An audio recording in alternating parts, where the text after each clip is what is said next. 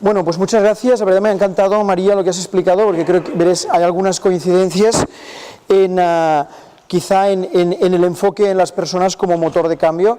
Yo me voy a permitir hacer una pequeña divagación creativa sobre hacia dónde pueden ir las ciudades, sin ser yo un experto en absoluto en el tema, ¿eh? O sea, aviso, no soy experto en ciudades, pero he trabajado mucho en temas de innovación y quiero hacer una reflexión que estreno aquí, o sea, que tenéis la mala suerte de que se estrena aquí y la buena suerte de que se estrena aquí, que es la idea de lo que puede ser una ciudad en el futuro que yo llamo una co-city. Necesito explicar tres cosas. La primera es qué está ocurriendo en el mundo de las ciudades. Básicamente, las ciudades es el lugar en donde los humanos viven. Sabéis que en estos momentos cada semana más de 1 millón de personas se traslada a una ciudad en el mundo, seguramente antes ya se os ha dicho en alguna otra ponencia. Esto es un fenómeno único en la historia, se cree que eso va a continuar hasta el año 2050.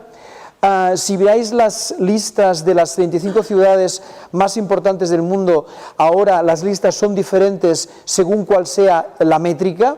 Una cosa es ciudades en términos de Producto Interior Bruto, otra es ciudades en términos de número de niños, otra es ciudades en términos de crecimiento del Producto Interior Bruto. Es decir, que hay muchos rankings de ciudades distintas. ¿Cuáles son las ciudades importantes del mundo? Depende de cómo lo midas. A lo mejor resulta que un criterio muy importante de ciudad es donde haya gente muy joven, va a ser un criterio muy importante. Hay ciudades que decaen casi sin poder hacer nada, Detroit, Cleveland, Buffalo, y ciudades que nadie sabe dónde están, que crecen, como Gaborone. Gaborone es la capital de Botswana, uno de los países en África con mayor crecimiento ordenado. Esta es una fotografía de Botswana, es decir, cuando te hablan de Botswana parece que estés hablando pues de la selva, y esto es Gaborone hace pocos meses, es decir, que no estamos hablando, o sea, que tenemos una concepción todavía muy antigua de las ciudades en crecimiento del mundo. Segunda cosa interesante es, y ciudad parece que es igual a sistema muy complejo, y es verdad. Por ejemplo, este libro habla de las ciudades como algo que se construye básicamente alrededor de un aeropuerto. O sea, las grandes ciudades del mundo son básicamente aerotrópolis. El aeropuerto es el que da sentido a la ciudad, porque básicamente lo que ha definido las ciudades es el transporte, el que sea fácil de moverse de un lugar a otro, el que esté al lado de un río, el que esté al lado de un mar, hoy el que tenga un aeropuerto, y eso significa básicamente que se necesita una visión de las ciudades hoy de sistema complejo que tiene que ser gestionado desde una inteligencia muy complicada, ¿no? Es decir, la ciudad como una máquina que debe ser gestionada de forma inteligente. Si añadís el hecho de que hoy ya en el mundo hay 33.000 millones de etiquetas de radiofrecuencia y que eso no va a pararse, es decir, que todo objeto de la Tierra va a estar conectado tarde o temprano, y que eso es otro tipo de ciudad, no física, no geográfica, sino puramente digital, veréis que es lógico que estemos hablando de la necesidad profunda de la planificación. Es decir, esto es inmanejable sin algún tipo de inteligencia y algún tipo de planificación. Y es curioso que cuando se habla de ciudad hoy, se habla de Smart City, se habla de una ciudad donde existe software que permite gestionar la complejidad de la ciudad como una gran máquina. Y es verdad, pero la realidad es que hay una serie de pensamiento en la línea de que lo realmente importante para una ciudad es más la adaptación a las condiciones cambiantes que realmente la planificación. O sea, la gran duda que está en otros muchos sistemas es si la planificación es suficiente para poder gestionar sistemas muy complejos. Fijaros un caso muy concreto que es este de aquí. Esto es en Caracas, aquí hay un emprendimiento social también. Fijaros cómo era esta calle antes de que los propios ciudadanos actuaran. La idea es, esto seguramente desde un modelo de planificación ordenada sería irresoluble, o sea, hay muchas otras calles que resolver, y sin embargo la actuación de los propios ciudadanos para resolver un problema, es decir, la adaptación a una situación puntual, ha hecho que el problema se resuelva. Es decir, que ciudades crecen, complicadas, monstruos, vamos a tener megalópolis por todas partes. Primera opción, planificar, sistema inteligente, vamos a poner mucha tecnología para resolverlo. Segunda idea que no tiene nada que ver, pero que necesito para explicar la tercera, es un proyecto en el que nosotros entramos hace un año y que me ha permitido aprender muchísimo de lo que creo que es el futuro de la economía. Bueno, hace un año más o menos, después de darnos cuenta de que habíamos tenido una cierta función de referente en innovación en empresas españolas, me hice la pregunta de dónde venían las próximas grandes ideas. O sea, las ideas que las empresas van a necesitar en los próximos años, ¿de dónde vendrán? ¿Vendrán de hurgarse más el ombligo? ¿Vendrán de sacar más partido a lo que saben? ¿O de dónde vendrán? Y llegué a la conclusión, por pura observación de mi entorno, de que las cosas iban a venir de lo siguiente. Fijaros, esto es un producto que está en el mercado bastante incipiente, se llama Ilísimo, es lo que veis aquí, es decir, es una bebida de café vendida en estas latas. Bueno, cuando ves esto, lo que te recuerda es una Coca-Cola, es clarísimo, incluso con las gotitas aquí de agua. Y no es extraño porque esto es un acuerdo entre Illy y Coca-Cola para lanzar este producto al mercado. Es decir, es la conjunción, la intersección de dos empresas aparentemente en el mismo sector, que no es el mismo. El modelo de distribución de Coca-Cola es uno, el modelo de distribución de Illy en cafeterías es otro, que se ponen de acuerdo para hacer un producto que no existe en el mercado. Si no os gusta este ejemplo, este es otro muy interesante.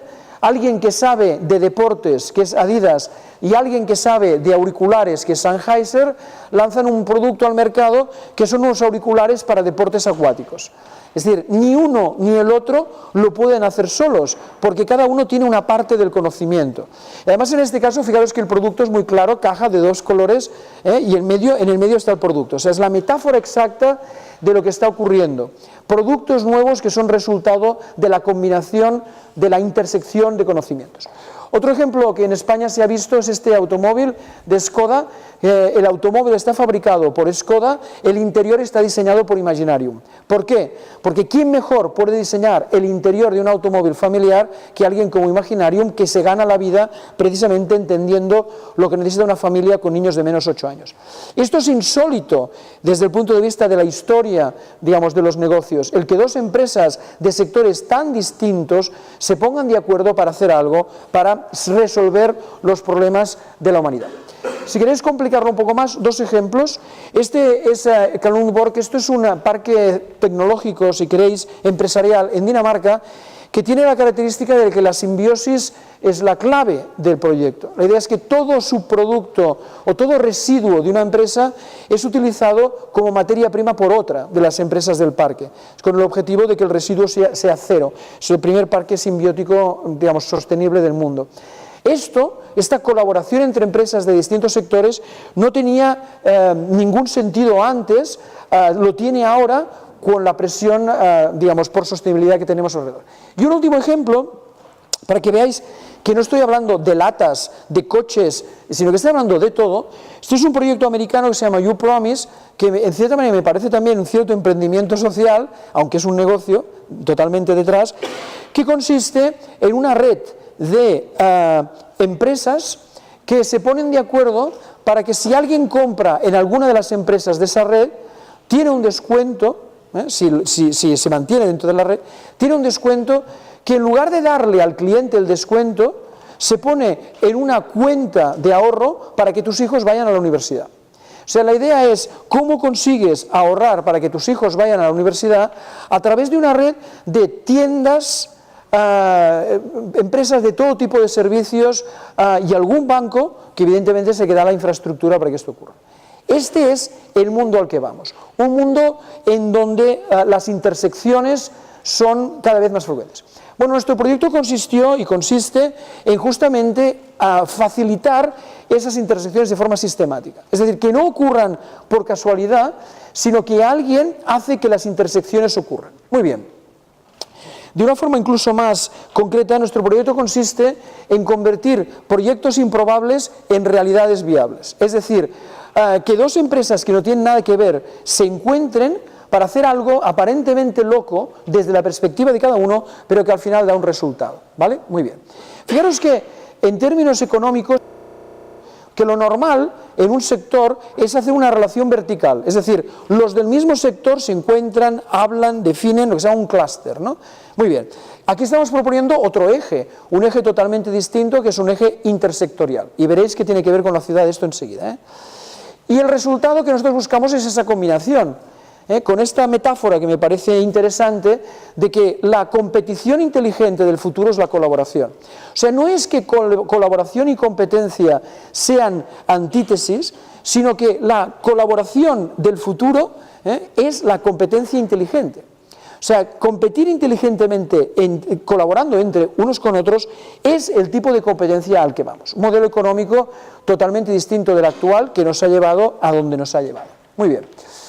Fijaros que utilizaré una metáfora de la física ahora que quizá es difícil de explicar, pero creo que ayuda mucho a entender esto, sobre todo en el discurso de ciudades con el que enseguida voy a acabar. Fijaros, todos sabéis que dos cargas, dos partículas de la misma carga eléctrica se repelen. No hay que saber mucho para saber que dos cosas de carga positiva se repelen. Por ejemplo, dos protones se repelen. Y sin embargo, la estructura de la materia se basa en átomos. En el núcleo del átomo justamente hay protones allí juntitos. ¿Cómo puede ser que los protones estén juntitos allí si tienden a repelerse? Bueno, porque algo ha puesto suficiente energía en el sistema como para que se acerquen suficientemente los protones para que aparezca lo que se llama la fuerza fuerte que les mantiene unidos porque es más fuerte que la repulsión electromagnética. Esto, a esta hora de la tarde explicar esto es como decir, me voy inmediatamente. Pero es exactamente lo que necesitamos. Necesitamos que agentes que se repelen, como las empresas y las personas, en muchas situaciones, necesitamos poner energía para que se junten y se gusten tanto que ya no haya quien las separe. Es decir, hay que romper las reglas de la competencia a través de estímulos de colaboración que hagan que aparezca una fuerza fuerte que las mantenga unidas. Y eso es el futuro de las ciudades. El futuro de las ciudades es crear esas condiciones. Entonces vamos a verlo de una forma quizá un poco más concreta. Estoy un poco harto de que cuando se habla de ciudades se hable hoy de smart cities, ¿no?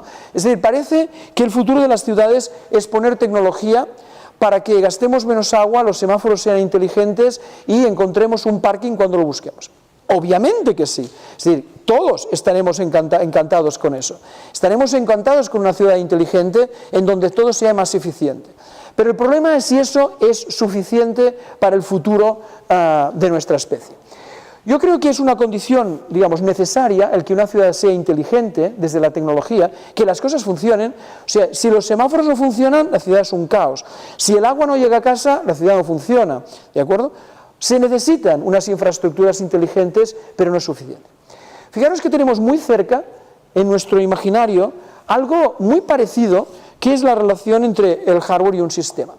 El hardware es lo que hace que un sistema funcione. O sea, el que yo tenga esto en la mano, este aparato, ¿es suficiente para que pueda estar pasando las imágenes? No. El hardware sin el producto por el software no es posible, digamos, sin el producto por el software no se consigue un sistema. Es decir, tener una infraestructura más multiplicado por cómo usar la infraestructura es lo que hace que un sistema sea viable. Qué raro todo esto. Entonces, ¿cuál es el producto de un smart por algo para que dé una ciudad del futuro? ¿Por qué hay que multiplicar la inteligencia de una ciudad, sus sistemas, para que la ciudad sea realmente una ciudad interesante desde el punto de vista humano? Y entonces resulta que cuando uno va para atrás y lee pues, los documentos, podríamos decir, iniciales, ¿no? Seminales sobre la comprensión moderna de lo que es una ciudad, te das cuenta de que muchos de los estudiosos de la época, años 40, 50, etcétera, dan siempre mucha importancia al hecho de que una ciudad es un mercado. Es decir, es un lugar en donde la gente se encuentra para intercambiarse cosas, básicamente para intersectar. Hay un discurso que dice que el futuro de una ciudad consiste en movilizar sus activos, es decir, en poner en valor los activos. Y voy a poner dos ejemplos un poco ridículos, pero que me han ocurrido en los últimos meses. Yo qué sé, coges una ciudad como Hamburgo. Una ciudad como Hamburgo es una ciudad que tiene un gran puerto, el mayor puerto de Europa, o casi con Rotterdam. Muy bien, pero resulta que en Hamburgo hay muchos activos insólitos, como por ejemplo la mayor maqueta de tren de Europa. Es algo que en el discurso convencional parecería una tontería, y sin embargo es un activo importante de la ciudad que atrae a miles de personas cada año. Otro más ridículo, esto es la costa de Jutlandia en Dinamarca, donde ocurrieron muchas cosas durante la Segunda Guerra Mundial. Y esto es uno de los búnkeres que ahí encontráis.